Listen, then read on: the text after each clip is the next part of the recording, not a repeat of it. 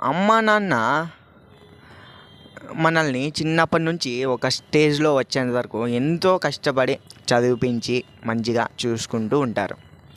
అయితే మనం ఒక స్టేజ్ వచ్చేలేకి ఫ్రెండ్స్ అంటూ వాళ్ళు అంటూ వీళ్ళంటూ చివరికి అమ్మా నాన్నని నెగ్లెక్ట్ చేస్తామన్నమాట. అమ్మా నాన్నని గురువుని నెగ్లెక్ట్ చేస్తామన్నమాట. అంటే వాళ్ళకి రెస్పెక్ట్ కూడా ఇవ్వమన్నమాట.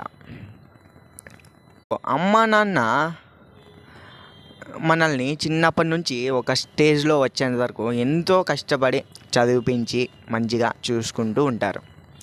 అయితే మనం